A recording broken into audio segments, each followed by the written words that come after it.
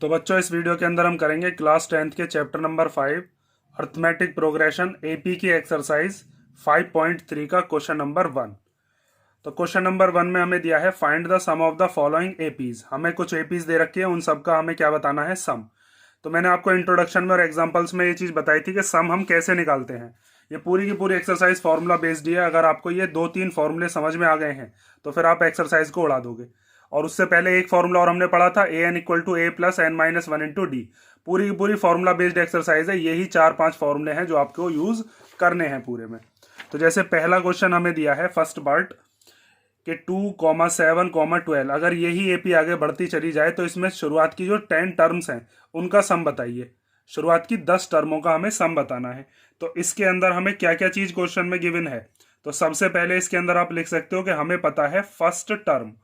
First term हम जिसको किससे डिनोट करते हैं, ए से, वो हमें दे रखी है 2। उसके बाद आता है कॉमन डिफरेंस। कॉमन डिफरेंस को हम किससे डिनोट करते हैं, अब तक तो समझ गए होगे, डी से। तो कॉमन डिफरेंस को हम लिख लेते हैं डी। वो किससे निकलती है, A2 माइनस A1। मीन्स दूसरी टर्म में से पहली वाली टर्म को माइनस कर दो। इसे ए भी कह सकते हैं, A1 भी। तो 7 माइनस 2 कर दिया और कितना आया हमारे पास, 5। दो चीज पता चल गई। और इसके बाद इसने बताया था कि जैसे ये वाली टर्म जो है ये पहले नंबर की है, ये A1 है, ये A2 है, ये A3 है, A4, A5, A6, A7, A8, A9, A10। तो 10वीं टर्म तक जितनी भी टर्म्स होंगी उन सब का सम कितना होगा। जैसे 2 + 7 + 12, फिर उससे अगली टर्म कोई होगी, उन सबको जोड़कर कितना आएगा। तो इसका मतलब हमें यहाँ पर n भी पता है कितना, 10। जितने नंबर ऑफ टर्म्स का हमें सम बताना है। तो अब आपके पास एस एन का फॉर्मूला होता है n/2, फिर उसके बाद होता है 2a + n-1 इंटू डी। तो यहाँ पर हमें कितने नंबर ऑफ टर्म्स का सम निकालना है, 10 का। तो यहाँ पर रख दो S10। n की जगह पर क्या आ जाएगा, 10/2। फिर आता है 2 इंटू ए, यहाँ 2 और a के बीच में मल्टीप्लाई है तो a की जगह पर क्या रख देंगे, 2। फिर प्लस n की जगह पर क्या रखेंगे, 10। फिर -1, और फिर यहाँ पर इसके बीच में यहाँ क्या होता है, मल्टीप्लाई। तो d की जगह पर क्या रख दो, 5। अब बस इसको सिंपल सॉल्व कर लो। तो 2 से 10 कैंसिल हो सकता है, कितनी बार चला जाएगा, 5 बार। तो 5 आ गया। उसके बाद 2 2 जा कितना हो गया, 4। फिर 10 - 1 कितना हो गया, 9, और फिर मल्टीप्लाई 5। अब बोर्ड मास आपने पढ़ा होगा, पहले क्या होगी इन दोनों की मल्टीप्लीकेशन। तो यहाँ पर 9 5 जा कितना हो जाएगा, 9 5 जा हो जाएगा 45।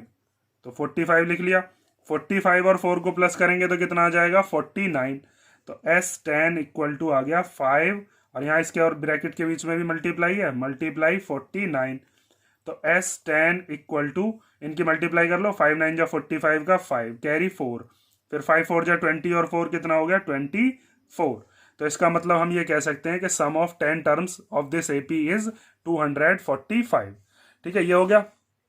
अब सेकंड वाला पार्ट देखो। सेकंड वाले पार्ट में भी बिल्कुल सेम अप्रोच ही रखनी है। सबसे पहले हम क्या निकालेंगे, फर्स्ट टर्म। तो फर्स्ट टर्म इसके अंदर हमें दे रखी है, माइनस की एपी चल रही है। पहले -37 है, फिर -33 है, फिर -29 है। टोटल हमें 12 टर्म्स का सम बताना है। मींस n की जगह पर इस बार क्या रखेंगे हम, 12। तो फर्स्ट टर्म लिख देते हैं पहले, जिसको हम a से डिनोट करते हैं, वो है -37। उसके बाद निकालते हैं कॉमन डिफरेंस। तो कॉमन डिफरेंस निकालने के लिए आपको क्या करना होता है, common difference d equal to A2 minus A1। ठीक है, पूरा का पूरा एग्जाम में भी इसी तरीके से रिप्रेजेंट करना है। कई बच्चे अपने स्कूल का काम भी इसी में से करते हैं, इसीलिए मैं पूरा डिटेल में समझाता हूँ। मैं भी डायरेक्ट लिख सकता हूँ, SN इक्वल टू ये वाला फॉर्मूला भी ना लिखूँ, डायरेक्ट ये लिख दूँ। लेकिन एक तरीका सीख लो, अभी से आदत डालोगे तो फायदा रहेगा। A2 की जगह पर क्या रख देते हैं, -33। ठीक है, फिर माइनस ये वाला, फिर A1 की जगह पर क्या रखेंगे, -37। ये माइनस भूल मत जाना, बीच वाला बस -37 लिख दो कभी। आगे देखो, -33। फिर यहाँ पर ये दो साइन दे रखे हैं, दोनों साइन के बीच में अगर कोई डिजिट ना हो तो उन दोनों साइन का एक साइन बना लेते हैं। जैसे यहाँ पर माइनस माइनस क्या हो जाएंगे, प्लस, और फिर 37। अब ये माइनस का है, ये प्लस का है, तो माइनस प्लस क्या होते हैं, माइनस। इसमें से इसको माइनस कर लो तो कितना आ जाएगा, 4 आ गया। उसके बाद अब हमें n की वैल्यू भी पता है कि यहाँ पर n कितना है, n है 12। मतलब हमें टोटल 12 टर्म्स का सम बताना है। तो अब आप Sn का फॉर्मूला लगा दो, Sn इक्वल टू n/2, फिर 2a + n-1 into D. Formula भी हर क्वेश्चन में लिखते चलो ताकि आपको फॉर्मूला करते करते ही अपने आप याद हो जाए। तो अब हमें निकालना है यहाँ पर S12। तो यहाँ पर 12/2, फिर 2 इंटू ए की जगह पर क्या रखेंगे, ए की जगह पर है -37। ठीक है, ब्रैकेट में ले लो, 2 साइन एक साथ मत लगाया करो। n की जगह पर क्या ले लेते हैं 12, फिर -1, और d की जगह पर क्या ले लेंगे, डिफरेंस है 4। अब आगे देखिए, तो S12 इक्वल टू 2 से 12 कैंसिल हो जाएगा कितनी बार, 6 बार, तो 6 आ गया यहाँ पर। 37 की 2 में मल्टीप्लाई कर लो, ये प्लस का ये माइनस का, तो माइनस का आएगा। 2 7 जा 14 का 4 कैरी 1, फिर 2 3 जा 6 और 1 कितना हो गया 7, प्लस 12 में से 1 गया तो 11 और इंटू 4। अब आगे देखिए, तो 6 एज इट इज आ जाएगा, ये माइनस का 74, पहले इन दोनों की मल्टीप्लाई होगी, तो 11 4 जा कितने होते हैं 44। अब ये माइनस का है, प्लस का, तो माइनस प्लस क्या होते हैं माइनस, तो माइनस करके कितना आ जा है, माइनस करके आता है 30, और वो भी कैसा आएगा माइनस का, क्योंकि 74 बड़ा है उसका आएगा, साइन लगाते हैं। अब इन दोनों की मल्टीप्लाई कर लो, तो 3 6 जा हो गया 18, और ये माइनस आ जाएगा और ये 0 एज इट इज आ जाएगा। तो इसका मतलब इस एपी की शुरुआत की जो 12 टर्म्स हैं उनका सम कितना है, माइनस का 180, क्योंकि आपको दिख भी रहा होगा ये एपी नेगेटिव है। ठीक है, तो ये हो गया आपका सेकंड पार्ट। अब हम देखते हैं इसका थर्ड पार्ट। तो थर्ड पार्ट में हमें एक एपी दे रखी है 0.6, 1.7, 2.8, और इसकी 100 टर्म्स का सम बताना है। जैसे A1 है, A2 है, A3 है, तो ऐसे A100 तक सबका अगर हम सम करते हैं तो कितना आएगा। तो देखो एनसीईआरटी ने एक जो शुरुआत वाला क्वेश्चन था वो तो सिंपल दिया था, फिर यहाँ पर नेगेटिव वाला दे दिया, यहाँ पॉइंट वाला, यहाँ फ्रैक्शन वाला, हर तरीके का एक एक क्वेश्चन करवा रहा है हमसे। तो सबसे पहले इसके अंदर भी हम क्या करते हैं, वही चीज लिखोगे। सबसे पहले निकालते हैं फर्स्ट टर्म। तो फर्स्ट टर्म जिसको हम किससे डिनोट करते हैं, ए से, वो लिख लेते हैं, वो है 0.6। उसके बाद लिखते हैं कॉमन डिफरेंस, और कॉमन डिफरेंस होता है A2 minus A1, means second term में से फर्स्ट टर्म को माइनस, A1 कहें या A कहें। तो सेकेंड टर्म क्या है हमारे पास 1.7, और फर्स्ट टर्म क्या है 0.6। तो माइनस कर लो इसको, 7 में से 6 गया तो 1, फिर पॉइंट, और फिर 1 एज इट इज आ गया। माइनस करना तो आता ही होगा आपको, माइनस पॉइंट वाले। अब उसके बाद हमें n भी बताया, इसके अंदर n कितना रखना है हमें, n इक्वल टू रखना है 100। ठीक है, 100 टर्म्स का हमें सम बताना है। तो अब यहाँ पर आप निकालोगे SN इक्वल टू n/2, फिर 2a plus n minus 1 into D. ठीक है, अब n की जगह पर रख देते हैं, n की वैल्यू, n है 100, इक्वल टू n की जगह पर कितना आ गया 100/2, फिर 2 इंटू a की जगह पर क्या रखेंगे 0.6, प्लस n माइनस 1, n की जगह पर क्या रखोगे 100, फिर -1, और d की जगह पर क्या रख देंगे 1.1। ठीक है, यहाँ पर इसके और इसके ब्रैकेट के बीच में मल्टीप्लाई है, कोई साइन ना दिखा करेगा तो 2 से कैंसिल हो जाएगा कितनी बार 50 बार, तो 50 एज इट इज लिख लेते हैं। ये S100 हम निकाल रहे हैं। ठीक है, उसके बाद 2 की से मल्टीप्लाई कर लो, 2 6 जा 12 हो गया, और बीच में आ गया पॉइंट।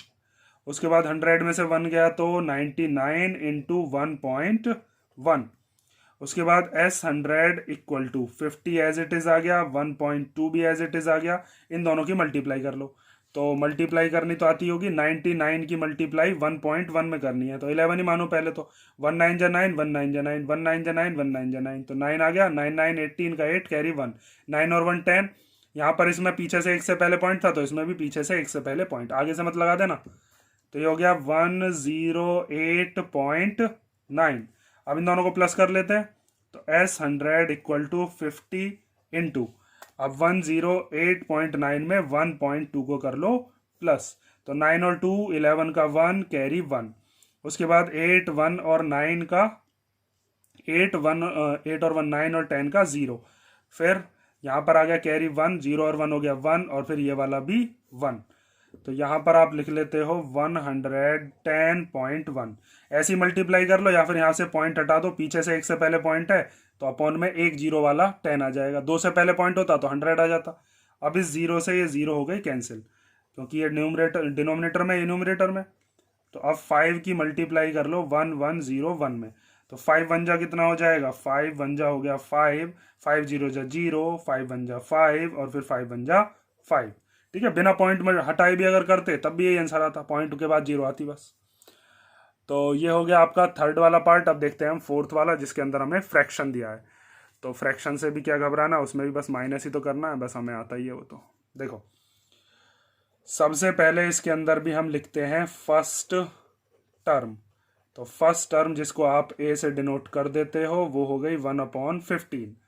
उसके बाद निकाल लेते हैं कॉमन डिफरेंस, और कॉमन डिफरेंस निकालने के लिए second term minus first term. Second term क्या दे रखी है 1/12, फर्स्ट टर्म क्या दे रखी है 1/15। अब इसको माइनस कैसे करते हैं, एलसीएम ले लेते हैं। तो 15 और 12 का एलसीएम कितना होगा, एलसीएम होता है वो सबसे छोटा नंबर जो इससे भी डिवाइड हो जाए इससे भी डिवाइड हो जाए, तो वो आएगा आपके पास 60। 12 5 जा 60 होते हैं, 15 4 जा 60, इससे पहले कोई नंबर ही नहीं है। तो 12 के टेबल में 60 कितनी बार आता है, डिनोमिनेटर से डिनोमिनेटर चेक करते हैं। 12 के टेबल में 60 आता है 5 बार, और उसकी मल्टीप्लाई ऊपर करते हैं तो 5 बन जा 5। 15 के टेबल में 60 कितनी बार आता है, 15 4 जा 60, 4 बन जा कितना हो जाएगा 4। तो 5 में से 4 गया तो 1 और अपॉन में 60। ये आ गया कॉमन डिफरेंस। एन हमें पता है कितनी टर्म्स तक का सम निकालना है, इसके अंदर हमें 11 टर्म्स तक का सम हमें पता करना है। तो एन की वैल्यू यहां पर कितनी है 11। ठीक, अब एस एन का फॉर्मूला लगा दो, n/2 2a plus n minus 1 into D.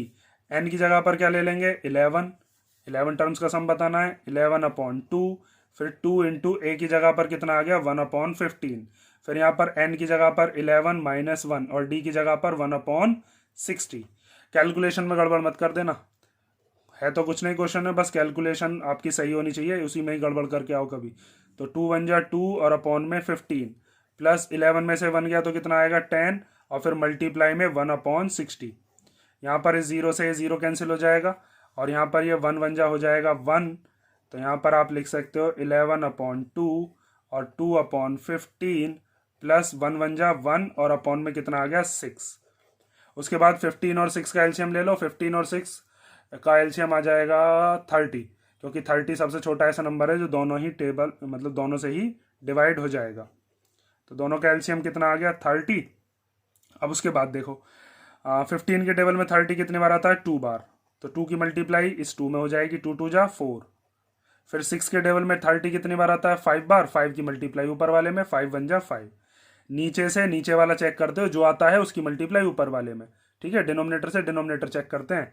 अब आगे देखो S11 इक्वल टू 11/2 इंटू यहाँ पर 4 और 5 कितने हो जाएंगे, 4 और 5 हो गया 9 और अपॉन में 30। अब यहाँ पर ये दोनों के दोनों सेम टेबल में आते हैं, 9 और 30, इन दोनों को कैंसिल कर लो। तो 3 3 जा हो गया 9 और 3 10 जा हो गया 30। तो हमारे पास यहाँ से क्या क्या बचा, 11 3 जा 33 और 2 10 जा 20। और ये इसी के साथ हमारे 11 टर्म्स का सम आ गया इस वाले एपी के अंदर, जो हमें एपी दे रखी थी 1/15 1/12 1/10 वाली। तो ये हो गया आपका क्वेश्चन नंबर 1, इसमें यही पार्ट थे, और नेक्स्ट वीडियो के अंदर हम करेंगे इसका क्वेश्चन नंबर 2। अगर इन दोनों मतलब इन चारों पार्ट्स में कोई डाउट हो तो कमेंट करके पूछ लेना।